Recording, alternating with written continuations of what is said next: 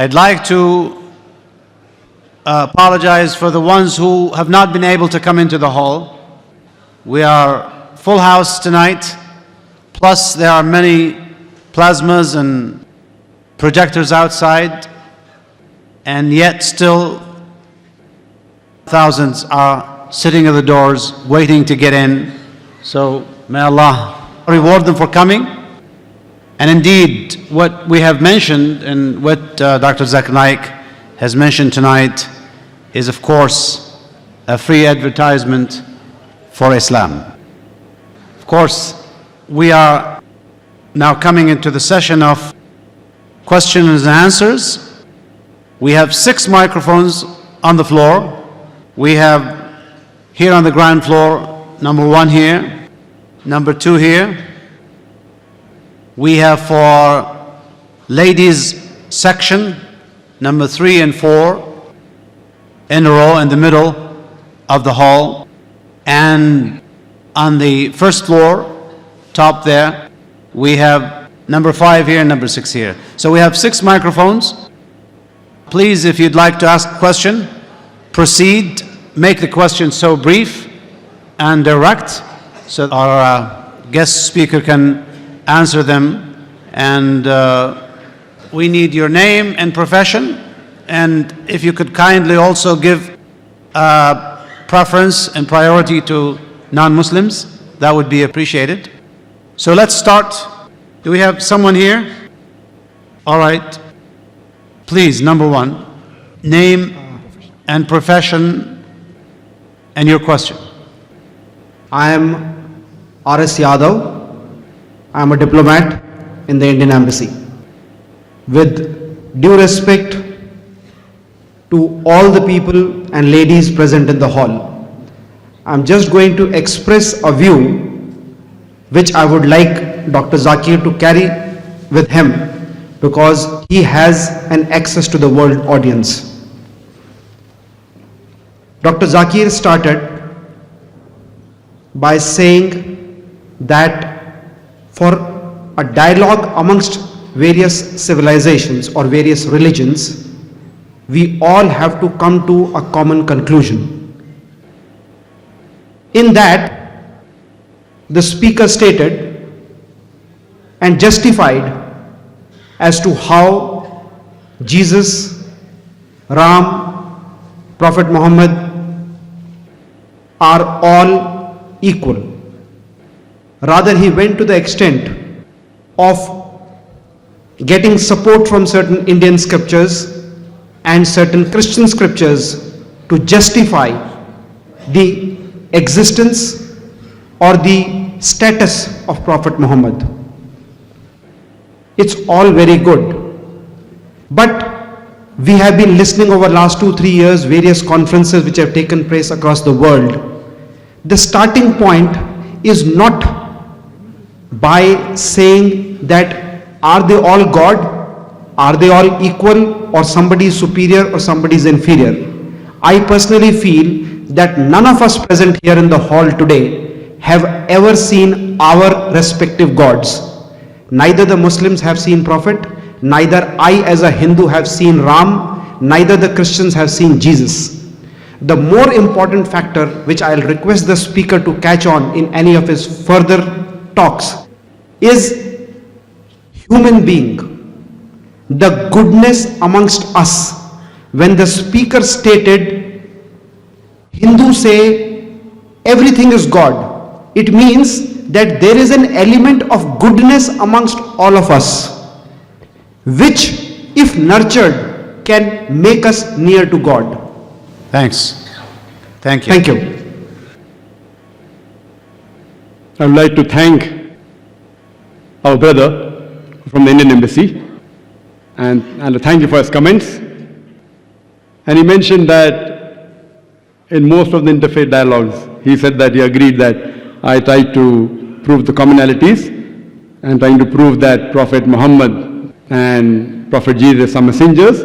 Yes, we agree. Rama may not be, you can refer to my talk on similarity Islam and Hinduism. Maybe is not. Even if all yours meant for people of that time, that's what I say.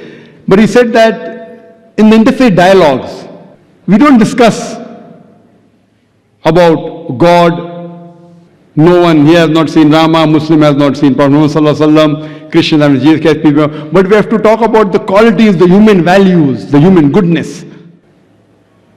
And when he says that Hindu says everything is God, goodness is there in everything, that's what you're saying, not the scripture.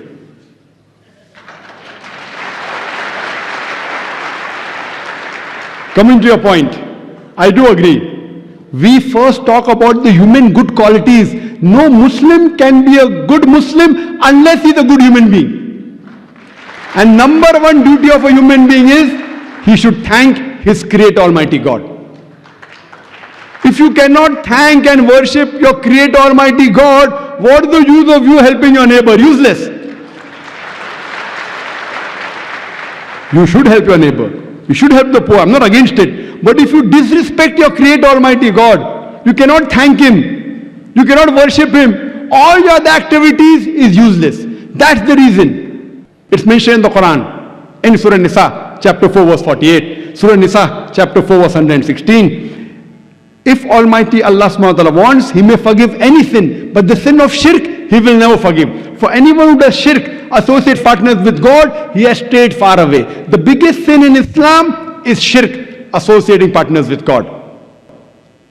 And similarly, that's what the Quran says in Surah Ma'idah chapter 5 verse 72, that they are doing kufr. Those who say that Jesus Christ, peace be upon him, son of Mary, is Allah. Waqala al-Masih, but said Christ, Ya Bani Israel, O children of Israel, O Abdullah, worship Allah, Rabbi wa Rabbakum, who is my Lord and your Lord. Inno may shirk billah, anyone who associates partners with Allah, faqad harram Allah al-Jannah, Allah will make Jannat haram for him. Wama vahun nar, wama li zalimin min ansar, and fire shall be his dwelling place, and he shall have no help of the hereafter. So here the biggest sin in Islam is shirk. Same thing mentioned in the Bible.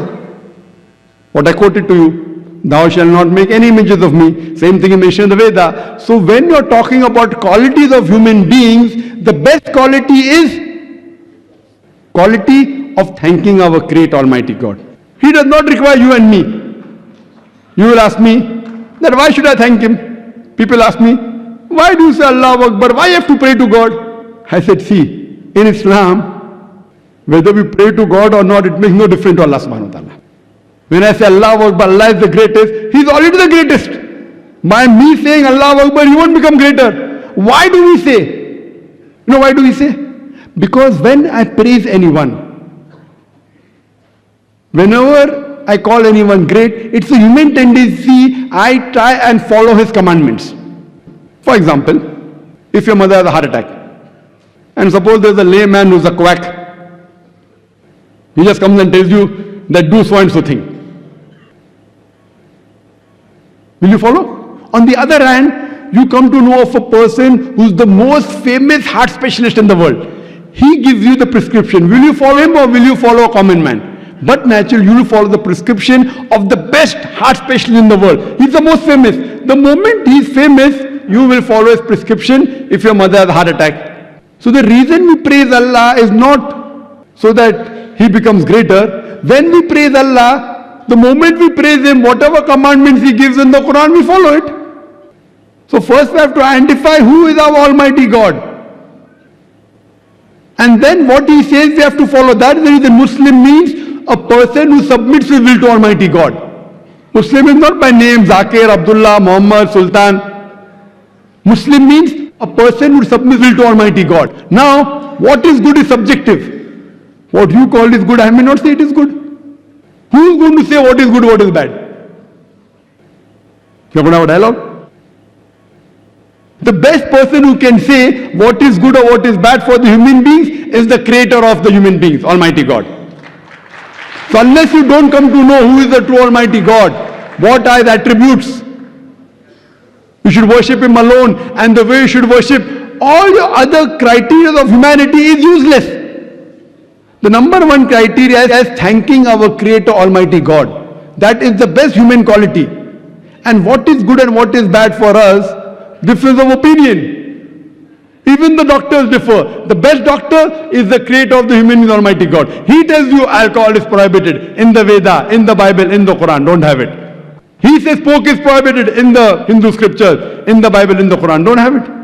Gambling is prohibited. What is good, what is bad, how will you come to know? It is subjective.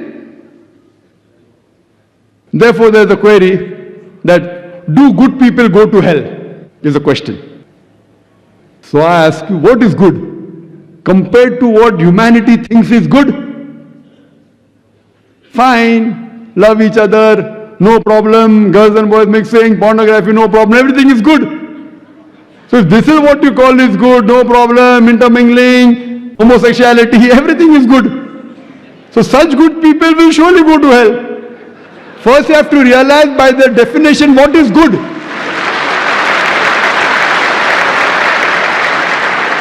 So do good people go to hell? If these are the criteria for your goodness, they'll go to hell. In religion, no good person can ever go to hell. Who is a good person? Number one, the person who realizes his creator, who respects him, who worships him and follows his commandment. That's the reason in the interfaith, the most important point is to identify who is our God and to worship him and no one else, then the messengers and then the other things. Hope that answers the question, brother.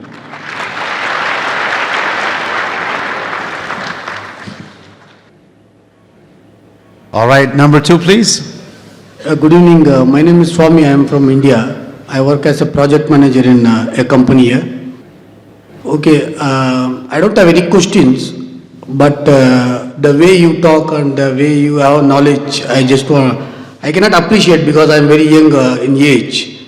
I am grateful that you have come here to Saudi Arabia and I had a very good chance to listen to your lecture. Though daily I listen to your lecture for about 2-3 hours in the Peace TV, which has become my routine because I don't listen to any other speakers except Dr. ZAKIR NAIK. When somebody else comes, I switch on to MBC TV. So I am grateful that there's opportunity for me to come live and sit in a front row here. And they have given me a space to in front row. I am grateful to the organization and the organizers and to you also. Thank you very much.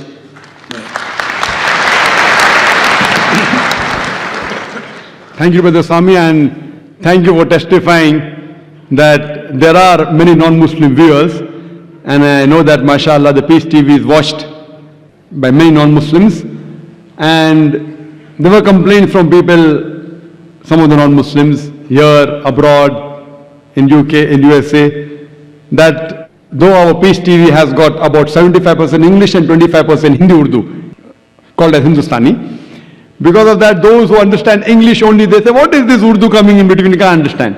Those who understand only Urdu, they say, what is this English coming in between? So we had this complaint for a long time, and as Dr. Ahmed ibn Saifuddin told you earlier, that inshallah in the month of June, we are going to launch a new channel by the name of Peace TV Urdu. Urdu means it will be Hindi, Hindustani, so that our main channel Peace TV will be 100% English inshallah, and this channel would be 100% Urdu. It will be launched on the same Intelsat 10 on a bigger bandwidth inshallah. So here, this part of the world, 75% of the world population can see both the channels.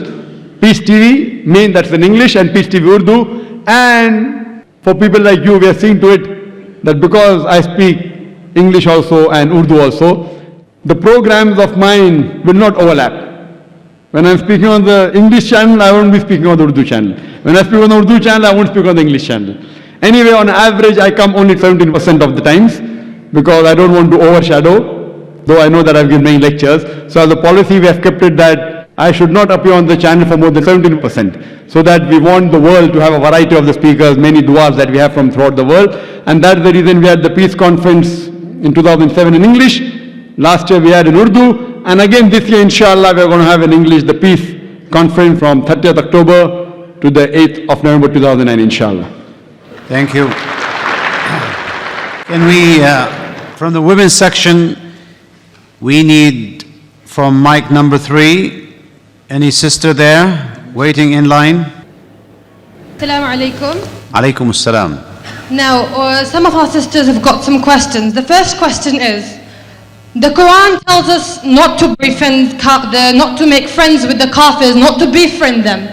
Now, how true is that? Are we not allowed to befriend them, Or is it just that we don't trust them, but we can befriend them, we can talk with them like acquaintances? So what is the truth about this?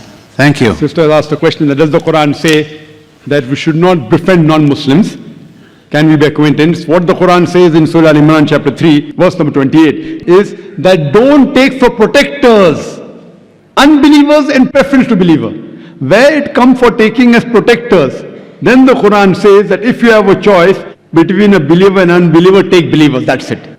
As far as keeping friendship, acquaintances, there's no problem. You can mix with the non-Muslims, but I always have a question that when you have non-Muslim friends, see it a point that when there is friendship between two human beings, either you're influencing him or her, or she or he is influencing you. You can't say nothing is happening. So if you have non-Muslim friends, see to it that you're influencing her or him, the way I spoke today. Don't insult them, but talk to them about commonalities and get them closer to the truth of Almighty God. But if you keep friendship and they are influencing you more, then you may deviate away from the truth. So when you have non-Muslim friends, very well, you can mix with them, speak with them, but see it a point that you should do dawah with them. Speak the message of truth so that they come to the right path. If you don't, then you may deviate from the right path. So keep friendship, keep acquaintances, but important is that you do dawah with them. Hope that answers the question, sister. Thank you. Do we have anyone else on the ladies' floor? Yes, it's me. All right, one more, please. On behalf of my sisters. Okay. The second question is, the sister says, I have heard that clapping and whistling used to be a form of worship in the pagans or some other religions. Now, and similarly, birthday celebrations. Now, what is your opinion? What is the proper opinion on these? Are we supposed to participate in these kind of rituals? Can we clap and can we whistle? Anything is wrong with celebrating birthdays? Sister, if you had heard the rules of the question and answers, I always prefer that first the non-Muslim should ask the question. And if Muslim is asking the question, ask the question on the topic. These questions on fiqh and masail you can ask to the ulmas and sheikhs. I am a specialist in Islam and comparative religion. Not that I cannot answer these questions. I am a specialist on Islam and comparative religion. Ask me questions which are unique. You get a heart specialist and ask him that I have a cough now what to do. Not that I cannot answer these questions, sister. Therefore, I personally prefer first give the opportunity to the non-Muslims. After the non-Muslims have exhausted the opportunity, then the Muslims can ask. And if the Muslims ask, please restrict your question to the topic dialogue between religions. Since the sister asked the first question, I allowed her to break the rules. Second time, no problem. But see to it that the person who wants to ask the question, let her or him ask directly. I don't prefer chits and I don't prefer via question. I prefer direct. And I am a mashallah, direct I prefer. And when you get direct questions, the questions are better on the topic. These indirect on the chit, behind the scene, behind the direct. So therefore I request all the other mics, please give first a point to the non-Muslims, let them benefit. Muslims can always ask on the email, no problem. After the non-Muslims have exhausted, then the Muslims can ask, but please restrict your question to the topic. The sister asked the question that she has heard that clapping and whistling is a form of worship, and about birthdays, can we celebrate? Quranic verse which just say that clapping and whistling is a form of worship. So but natural, in our worship, we cannot clap, we cannot whistle. But what about normal clapping? There are differences of opinions between ulmas. Some of the sheikhs say that clapping is not right. Most of the sheikhs say that because Quranic verse says it's a form of worship, in worship you cannot clap, you cannot whistle. But otherwise, generally, if it's a culture, as long as it doesn't go against the Quran and Sharia, if it's a gesture of appreciation, best is Allahu Akbar, mashallah, no problem. But clapping will not come in the haram category, it will come in mubah category, difference of opinion. Difference of opinion. Most say it is mubah, some say it is haram. If it's an appreciation, no problem. As far as birthday celebration is concerned, again, some sheikhs say that celebrating birthday is haram. some say it is mubah. I personally feel that celebrating birthday of personalities, especially of religious leaders, etc., it leads to shirk. Celebrating birthdays of Prophet, like whether it be Christmas, celebrating birthdays of religious personalities, it leads to shirk. But celebrating birthday per se, it can be called as makruh, because there is no hadith which says that do not celebrate birthdays. I don't know any hadith. But does say that do not imitate the kuffar. So therefore celebrating birthdays of religious personalities, I feel it leads to shirk. But celebrating birthdays per se, I would call as makruh, because it leads you away from Islam, like dancing and music, etc. But if someone says, I want to celebrate birthday and give Islamic lecture, I cannot say it is haram. So how you celebrate birthday depends. Some of the scholars say that birthday is haram. Some scholars say that celebrating in the haram way is haram. I personally feel celebrating birthdays of religious personalities or famous personalities as anniversary, etc. is totally haram. It leads to shirk.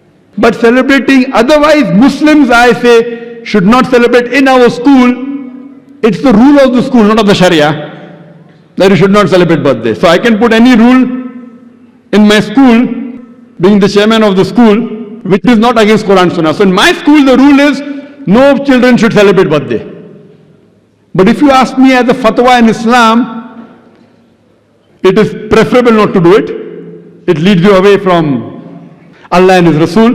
But birthday per se, I don't know if any hadith or Quranic verse which says it is haram. So depending upon which scholar do you take the view of. Hope that answers the question, sister. All right.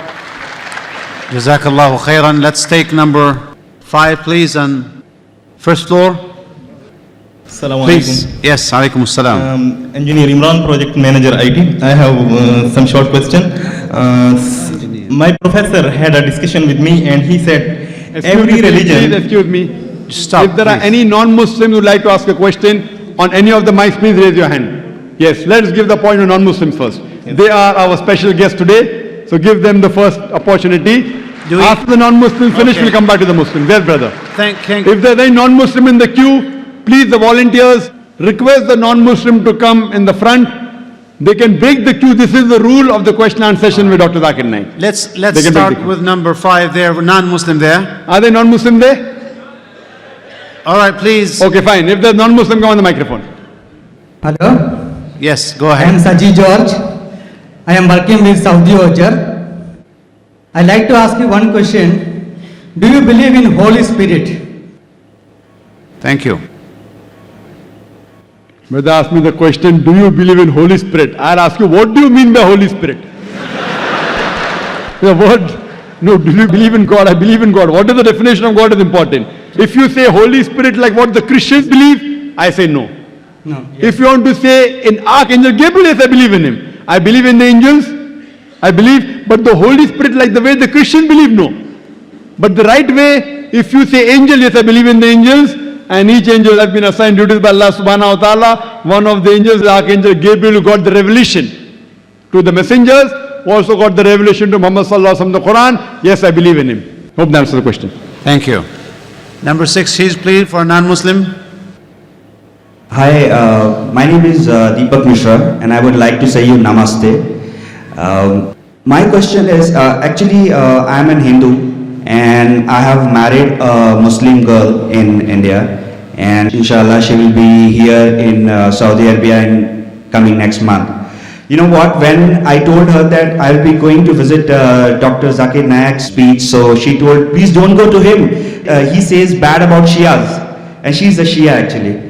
So she told no, don't go to him, and her mother-in-law also told no, please you don't go. If you go to him, he will tell you bad about Shia and you will leave me. So that is the first doubt which I am having in my mind. And the second thing is, I have a generic question in the sense that if we say that everything is God and everything belongs to God in Hindu and Muslim religion, so why God wants everybody of us to worship Him? Why is He created us in any forms of religion? When you talk about the creation, why is He created us? Why He wants us to worship? Why He wants us to take so much of pains to worship Him? And why he doesn't ask animal or anybody else to worship him? Why only human beings? Thanks. Brother asked two questions. Before he asked the question, he told me Namaste. Brother, do you know the meaning of Namaste? No. People say hi. And what is the meaning of hi? See, when I say Assalamu alaikum wa rahmatullahi wa barakatuh, the meaning is may peace, blessings and mercy of Allah be on you. You told me Namaste. I have to reply. Correct? And if I don't reply, you'll tell me what kind of a person is he. Correct? I'm asking you what is the meaning of Namaste. You Now don't see, know. for me, Namaste is like I am saying hi to you, I am saying Assalamu alaikum to you. But yeah, For you, please forgive me. If I abuse you and I tell my abuse means you're a good person, will you believe in that? if I know the word, If I tell Ullu, you know Ullu? Ullu in Urdu, Hindi means owl. In English, owl means a wise person. But Ullu in Hindi means what? Ullu means? Bewakoof. Yeah, Bewakoof. So the English people will think I'm praising you, calling you a wise person. But you know I'm calling you a fool. Now I know the meaning of Namaste. That's the reason I didn't reply yet. You don't know the meaning. You have told me Namaste. I know the meaning, therefore I didn't reply. The meaning of Namaste is, it comes from the Sanskrit word idam namame, meaning I bow down to you. Do you want to bow down to me? Absolutely. You can bow down to the person who is having so much of knowledge. That's right. According to you, you can bow down to a person of knowledge, but according to the Quran and according to Islam and most of the religions, you bow down to no one but Almighty God. You know, there are many Hindus, after I give a talk, they come and touch my feet. You know what they say? हमने पहले बार भगवान का अवतार खुद देखा आंख से. It's the first time in my life I have met God himself personally. Hindu telling me. So I tell you, see brother, I know you respect me, you love me, appreciate that. But bowing to anyone besides God is shirk. And even in Hinduism, you should bow down to no one but Almighty God. So I'm correcting him. He's doing out of respect, out of love. But love and respect should not go overboard. If it goes overboard, it's called as shirk. Associating partner with God. There are many Hindus who come after me and they praise me so much. They put me next to God, which I said, I am not God. You can only bow down to Almighty God. What I speak and the knowledge is a gift from God. This is a gift from God. So when you see me, you should say, MashaAllah. MashaAllah means as Allah willed. Means whatever I am saying is because of the will of Almighty God. Otherwise, I was a stammerer.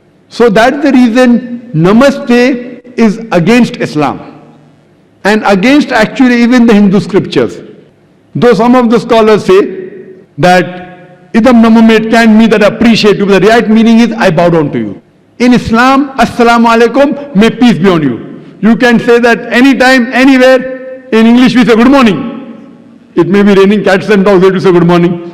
The person may have had a fight with his wife, someone says good morning, he has to wish back good morning. He is cursing in his heart that such a morning should never come. Yet he has to reply by good morning, good evening, good night. So best in Islam is Assalamu alaikum, may peace be on. And I wish you, because the Quran says in Surah Nisa, chapter 4, verse 86, that if anyone greets you courteously, wish back more courteously. That if anyone greets you courteously, wish back more courteously, or at least the same. So I am wishing you back Assalamu alaikum wa rahmatullahi wa barakatuh. May Allah's peace and mercy be on you, brother. Now coming back to your question. The first question you asked, that your fiancée or your wife? My wife. Wife, oh, you already married her. Fine, your wife told you not to come for my lecture because I'm against Shias. And yet you disobeyed her. You know, you love me so much. I appreciate that. But, you know why? The word Shia doesn't exist in the Quran. See, the Shia Sunni is not mentioned in the Quran. The Quran says in Surah Imran, chapter 3, verse number 103, وَاتَصِمُوا بِحَبْلِ اللَّهِ جَمِيعًا وَلَا تَفْرَقُوا. Hold to the rope of Allah strongly and be not divided. we Muslims should hold to the rope of Allah strongly and be not divided. And Almighty God says in the Quran in Surah Anam, chapter number 6, verse number 159, that, O Prophet, anyone who makes sects in the religion of Islam, you have nothing to do with him. Allah will look after his affairs on the day of judgment. So making sects in the religion of Islam is prohibited. So anyone who divides the religion of Islam into sects, he is going away from Quran and Sunnah. So tell your wife that Dr. ZAKIR Naik said, there is nothing like Shia Sunni. Quran says, Atiullah wa Atiur Rasul. Obey Allah and obey the Messenger. What we have to do is we have to follow the Quran and the sayings, the authentic sayings of Prophet Muhammad, peace be upon him. And the only label you can give is Muslim. So I don't call myself Shia Sunni, I call myself Muslim. So you say today to your wife, I met Dr. ZAKIR Naik who calls himself a Muslim. And I am neither against Sunnis or neither against Shias. I tell all the Muslims, whatever name they call themselves, come back to Allah and His Rasul. Now, when I give answer, some of the Muslims who may be practicing things against the Quran and Sunnah may feel offended. So you ask your wife, are you following something against the Quran and Sunnah? If you are not, then why are you afraid of Dr. ZAKIR Naik? If you are, yes, you have to change and come back to Quran and Sunnah. Don't follow what Zakir says. Zakir is zero in Islam. Atiullah, Atiur Rasul. Obey Allah and obey the Messenger. So tell your wife, if she is following anything against the Quran and Sahih Hadith, then she has to rectify herself. She should call herself a Muslim because the word Shia is nowhere mentioned in the Quran. But I do appreciate that you love your wife, but you love me also, mashallah. Therefore I have come for my talk. Now coming to your second question, that why has God created us and why does God want us to worship Him? Why doesn't He ask the animals to worship Him? Now regarding a question, why does God want us to worship? I've already given the answer earlier. I think you came late, I don't know. That we worship God, we praise Him. People ask me, why do you say Allahu Akbar? Why you have to pray to God? I said, see, in Islam, whether we pray to God or not, it makes no difference to Allah subhanahu wa ta'ala. When I say Allahu Akbar, Allah is the greatest, He is already the greatest. By me saying Allahu Akbar, He won't become greater. Why do we say? You know why do we say? Because when I praise anyone, whenever I call anyone great, it's a human tendency, I try and follow His commandments. So the reason we praise Allah is not so that He becomes greater. When we praise Allah, the moment we praise Him, whatever commandments He gives in the Quran, we follow it. So first we have to identify who is our Almighty God. And then what He says we have to follow. That is the reason Muslim means a person who submits his will to Almighty God. Quran mentions in Surah Dariyat, chapter 51, verse 56, that we have created the jinn and the men not but to worship me. Almighty God has created us to worship Him. And the reason He wants us to worship Him because He has given us the criteria. This is the instruction manual for the human being. The good and bad for the human being. Now when we worship Him, when we praise Him, but naturally we have to follow His commandments. And when we follow the commandments of Almighty God, it is beneficial for us. Like for example, when you go to a doctor and the doctor gives you prescription, do you follow his prescription or not? Yes. Yes. Why? Because you're sick. He's a doctor. Similarly, Almighty God has prescribed us in the Quran and the Sahih Hadith what is good and bad for the human beings. When we praise Him, when we worship Him, but naturally we follow His commandments. If you don't believe the person is a doctor and if he gives you a prescription, will you follow it? No. So when you appreciate the doctor, you will follow his prescription. That's the reason we praise Almighty God and we worship Him so that we can be good practicing human beings. You ask the question, why don't the animals worship Him? Our beloved Prophet Muhammad, he said that in Islam, all the other creations except for the human beings and the jinn, they have a free will. All the other creation, they don't have a free will. The angels don't have a free will. The animals don't have a free will. All of them, they worship Almighty God. The animals, the trees, the mountains, all of them, they worship Almighty God. They are called as Muslims in Arabic. The jinn and the human beings, Almighty God has given us a free will. We can either follow Him or disobey Him. Now, Almighty God created us because it's mentioned in the Quran that the best creation of Almighty God is a human being. Besides our form and our body and the intelligence, He has given us a free will. We can either obey Him or disobey Him. Now after He's given us a free will, he wants to analyze whether do we obey him or not. All the other creatures like animals, trees, they have no free will. So it's nothing great that they worship Almighty God. It's good, alhamdulillah. But after a free will has been given to the human beings, as the Quran says in Surah Mulk, chapter number 16, verse number 2, Allazi khalaqal mauta wal hayata. It's Allah who has given you death and life to test which of you is good in deeds. So this life is a test for us for the hereafter. So after the free will has been given to us, you can either worship him or not worship him. If you worship him, then you're following the commandment of God. You can have alcohol, you cannot have alcohol. If you don't have alcohol, then you're following his commandment. So in this way, Almighty God has given you the do's and don'ts, very few. The remaining thing, everything is optional on you. So these few do's and don'ts, if you take care of it, you are following the commandments, you're worshipping him, and you will pass this test. This life is a test for the hereafter. Hope that answers the question, brother. Thank you. We have a non-Muslim here. Please.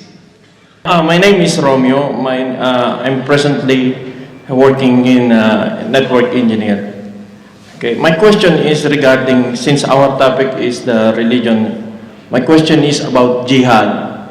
You know, most of the Filipinos, they see, or the West people, or in my opinion, most of the people see that Muslims are the one who are creating troubles in the world because of jihad. As far as I know, I read, jihad is protecting your religion. If your religion is going to die, if it's like something is threatening your religion, then that's the time for jihad.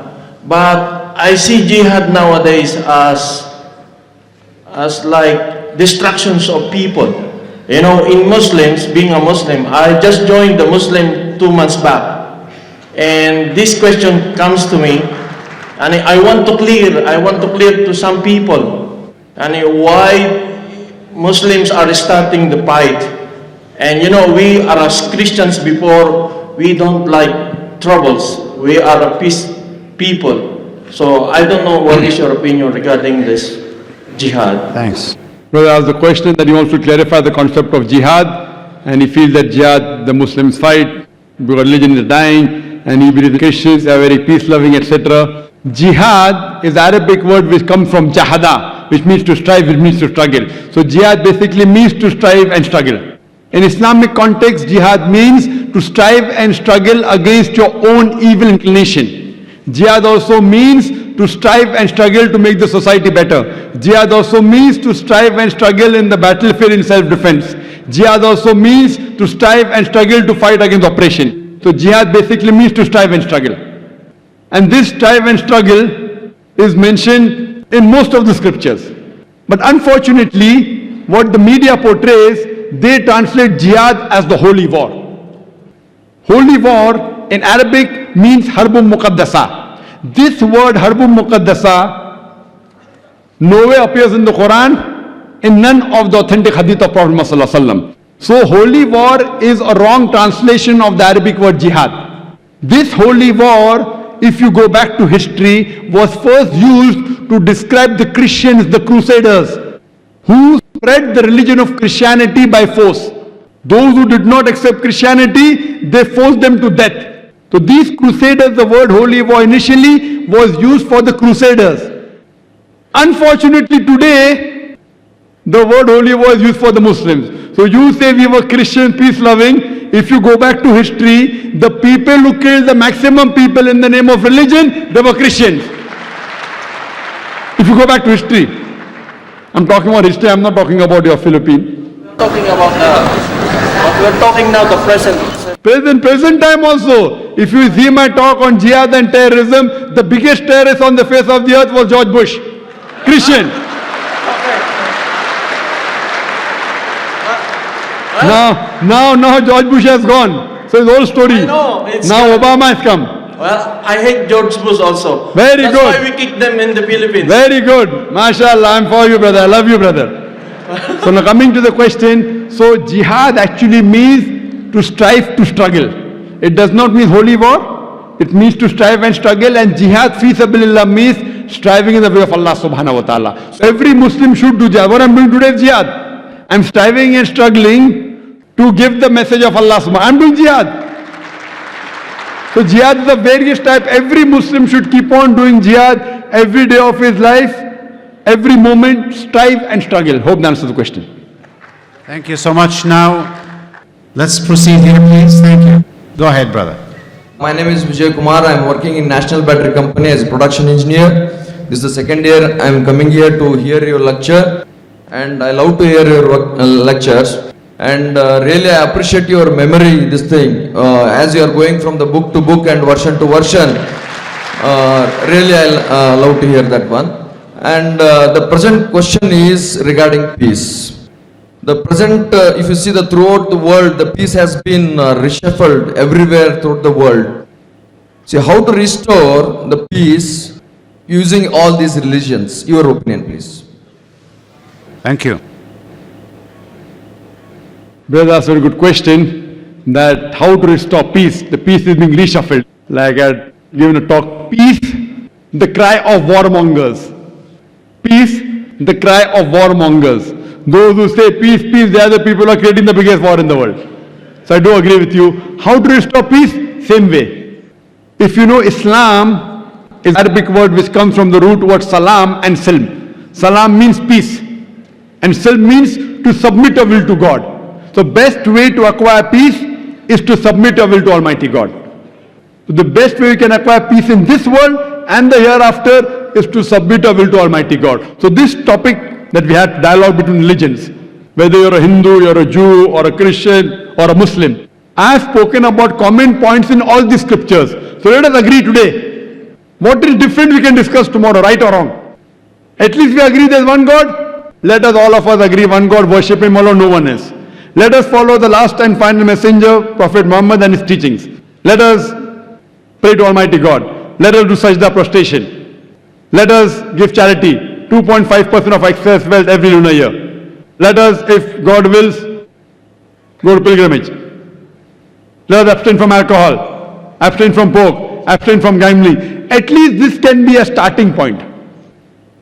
Now if we follow the commandments of Almighty God and submit our will to Almighty God, you will get peace internally and externally, in this world as well as the hereafter. Hope that answers the question.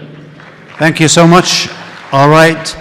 Probably we have last two questions. It's getting late and we don't want to hold you for long. My name is Sebastian.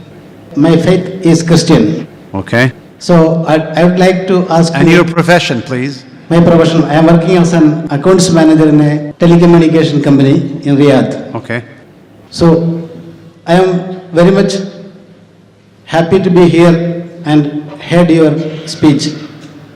You have started with the similarity of the religions, and from the speech you have told to find out the 100% of the faith. So from your speech I came to the conclusion that Islam is the 100% faith to be followed. So I would like to ask you that can you clearly emphasize about the 100% of Islam? This is the only question I have. Thank you. Thank you. The brother said that he heard the lecture and he has come to the conclusion that Islam is 100% the true religion, alhamdulillah. And he wants me to clarify openly. But naturally, since it's interfaith dialogue, taking out the commonalities, I say, submit your will to Almighty God, the same way the chief editor said, don't you finally say Islam is the only right religion? I said, no, I say, submitting your will to Almighty God is the right religion. Because sometimes Islam may not go down the throat. The word Muslim will not go down the throat. So I say, submitting your will to Almighty God is the right religion. But if you want to say clearly, and Almighty God clearly mentioned in the Quran, in Surah Al-Imran, chapter number 3, verse number 19, Inna Dina Indallahi al-Islam. The only religion acceptable in the sight of Almighty God is Islam. Allah says in the Quran in Surah Al-Imran chapter 3 verse number 85 that if anyone desires any other religion besides Islam, it will never be accepted of him. He'll be amongst the loser in the hereafter. So Islam, submitting of will to Almighty God, is the only religion which is correct, and all the prophets of Almighty God taught only this. Now, brother, I'm asking you the question that do you agree Islam is the best religion? Do you accept Islam? No, that I have to think it over. Do you believe there is one God? I believe in one God. Do you believe that God has got no images? Yes, there is No image one other than single God. Single God. Do you believe Prophet Muhammad, peace be upon him, is the last and final messenger? That's a thing which I have actually want to ask you, because as per our faith, my faith which I am practicing now, Jesus is the last prophet. Our faith, people's Where matters. That's the reason why I am asking about the 100%. I'm not talking what your religious priest has told you. Can you point out one verse in the Bible which says that Jesus Christ is the last messenger? No, I am not by heart of the Bibles. I am a student of comparative religion. There is not a single verse in the Bible saying that Jesus is the last messenger. In fact, I quote it to you. Gospel of John, chapter number 16, verse number 12 to 14. Jesus Christ, peace be upon him, said, I have many things to say unto you, but ye cannot bear them now. For he, when the Spirit of truth shall come, he shall guide you unto all truth. He shall not speak of himself. All that he hear shall he speak. He shall glorify me. Now, who is the Spirit of truth? Which religious personality has praised Jesus Christ besides Prophet Muhammad, peace be upon him? Who? And Jesus is mentioned in the Quran, peace be upon him, by name no less than 25 times. So, Jesus Christ, peace be upon him, is talking about a messenger to come.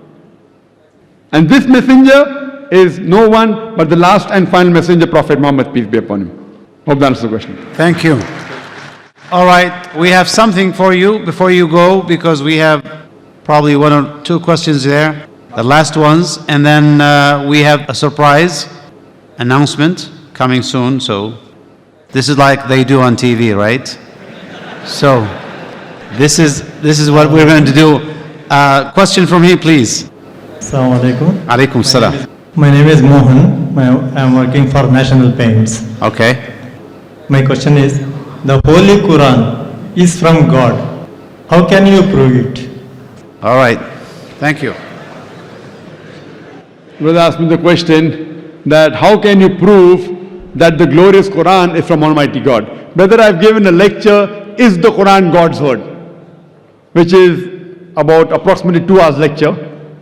For the question and answer session for another 1.5 to 2 hours. We don't intend doing here, but surely I would ask one of the volunteers to give you that DVD, Is the Quran God's Word? Because even if I have to give in short, the answer will take it at least 15-20 minutes. Not that I'm running away from the answer. Okay, fine, at least in a few minutes I'll just try. The time is short, that is the only thing. Suppose and ask this question to an atheist and even to a person who does not believe in the Quran, that suppose there is an object which is given to you who no one in the world has ever seen before and is brought in front of you and ask the question, who will be the first person who will be able to tell you the mechanism of this object who no one in the world has seen? As I'm asking the question, suppose there is something which is brought in front of you. There is an equipment who no one in the world has seen before, and if I ask you the question, who will be the first person who will tell you the mechanism of this new object? Who? Creator, very good. Some will say creator, some will say manufacturer, some will say producer, some will say inventor. Whatever it is, keep it in your mind. Now ask your next question. That's how did our universe come into existence? The person who has knowledge will tell us that first our universe was one primary nebula. Then there was a secondary separation, then the Big Bang, which gave rise to galaxies, the stars, the sun, and the planet Earth on which we live. When did you come to know? He will tell you we came to know about 35 years back, 40 years back, Big Bang. Now this thing is mentioned in the Quran 1400 years ago in Surah Anbiya, chapter number 21, verse number 30, where it's mentioned, Avalam yaral lazina kafru, do not the unbelievers see, anna samawati wal arda, kanat ratkan fasaknahuma, that the heavens and the earth were joined together and we clove them asunder. This Big Bang we're talking about is mentioned in the Quran in a nutshell 1400 years ago. Some will say, maybe it's a fluke. No problem, don't argue with it. I ask the next question. What is the shape of the earth? So the person will tell me that the shape of the earth is spherical. when I ask the question, when did you come to know? He will tell that recently, 100 years back, 200 years back, previously we thought that the earth is flat. It was in 1577 when Sir Francis Drake, he sailed around the earth and he proved that the earth was spherical. The Quran mentions 14 years ago in Surah Naziyat, chapter number 79, verse number 30, Wal arda ba'da zalika dahaha. And thereafter we have made the earth egg-shaped. And today we know that the world is not completely round like a ball, it is geospherical in shape. It is flattened from the pole and bulging from the center. And the Arabic word dahaha refers to the egg of an ostrich.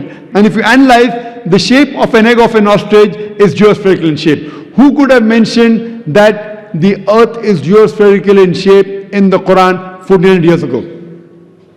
Someone will say, okay, maybe a Prophet Muhammad, peace be upon him, he was very intelligent. Don't argue.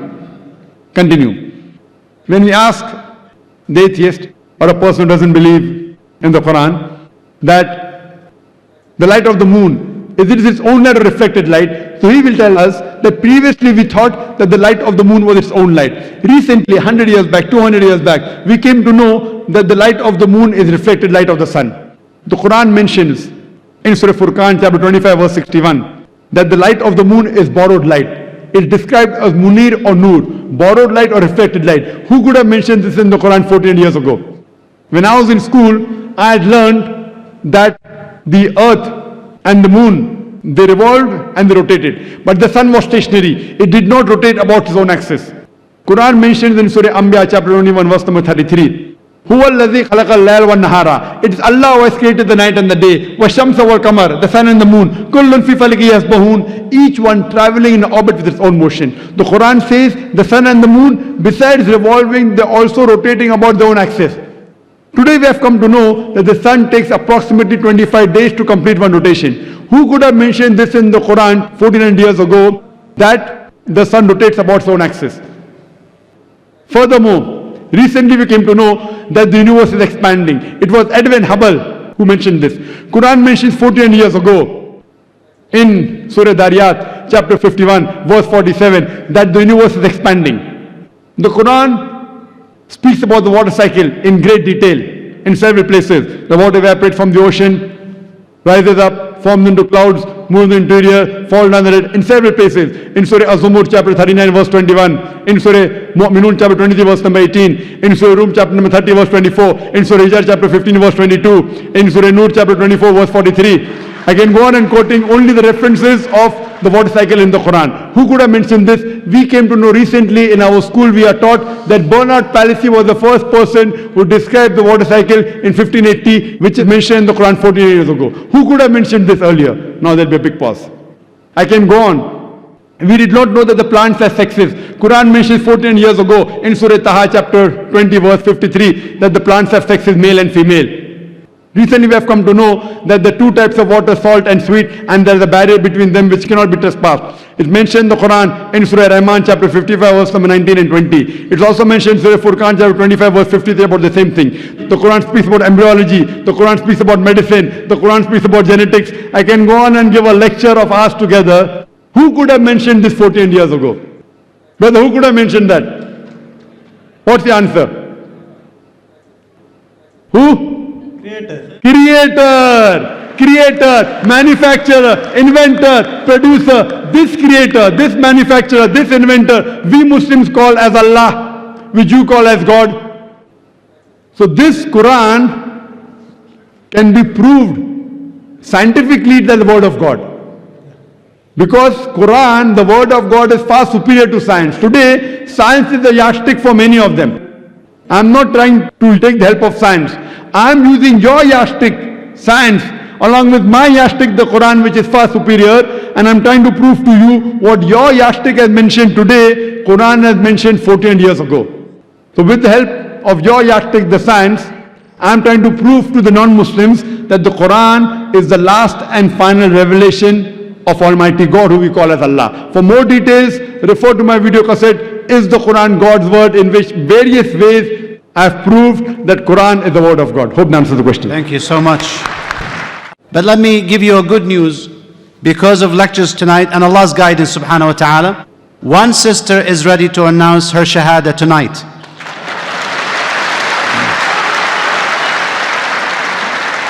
can we have the sister with us?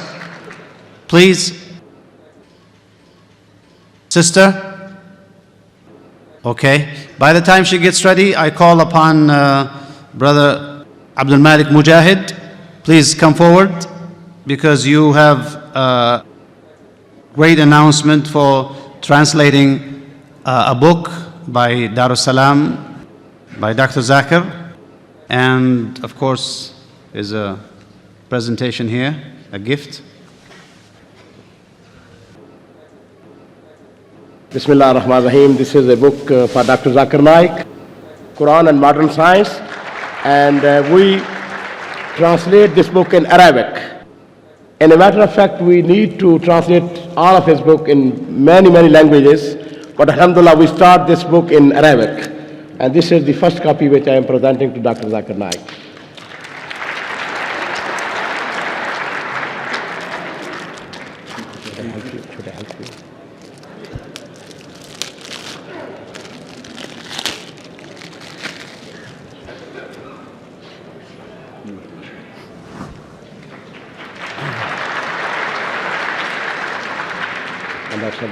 So this is a translation into Arabic of his book, right? 1 minute's book more.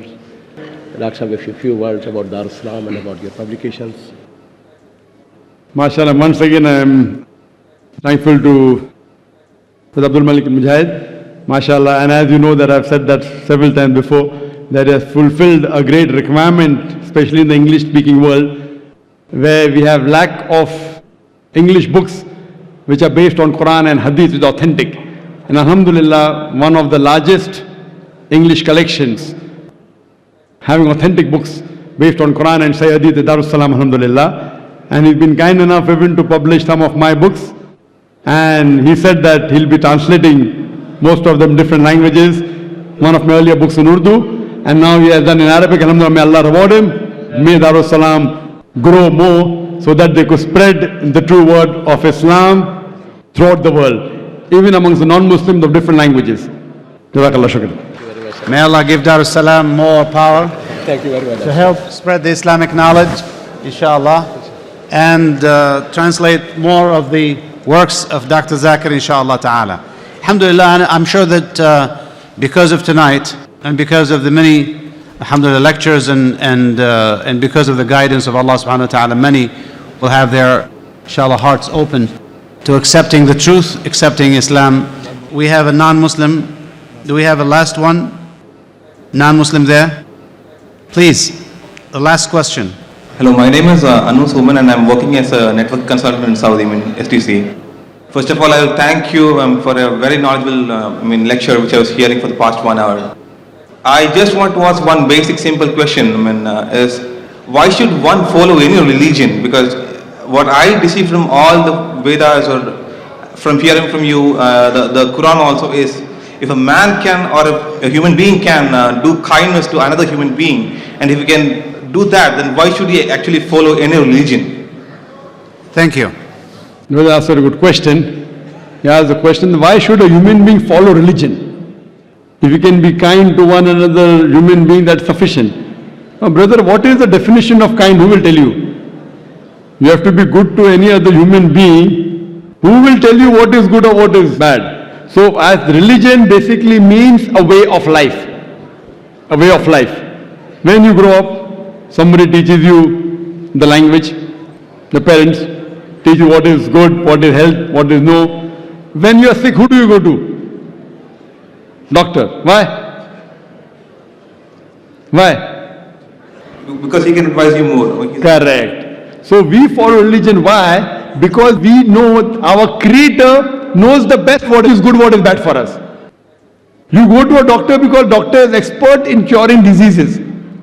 But our Creator is the best of doctors. All doctors put together, he has more knowledge. So he tells you from start what is good, what is bad for you. Otherwise, it is like a person who is just straying and he starts and stumbles.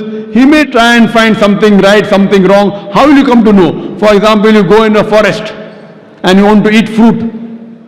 If you don't know about the forest life, you may pluck a fruit which is poisonous and you may poison yourself. Would you prefer asking someone that which fruit is poisonous or not. If you're intelligent, you will not pick up just wild berries. You may get poisoned. So you'll ask a person who's expert, who knows about the trees in the forest. Similarly, we follow religion because our Creator knows what is good, what is bad for us. If you behave like a person not asking anyone, you may stumble. You may say, what is wrong in robbing? If I ask you, robbing is good or bad? Robbing is bad. Why it is bad? See, if I rob, I can take the money, I can see movie, I can go and have food, I can enjoy life. Why it is bad?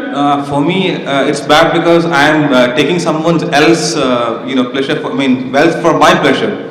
But what is wrong in taking somebody else's wealth for my pleasure? What is wrong?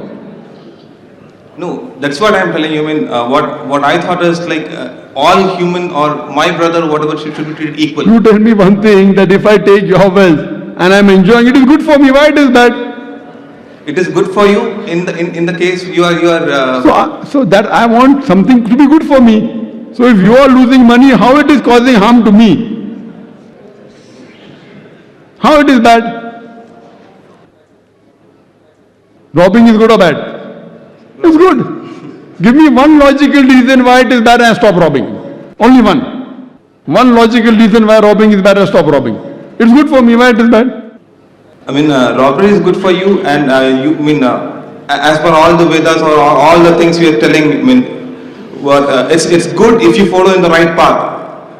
Robbing is good. No. If something is good, if you follow in the right path. I am asking you a simple question. Robbing is good or bad? You say it is bad. I asked you a question. Give me one logical reason why robbing is bad, and I stop. I am a logical person. I am a scientific person. Logical and scientific.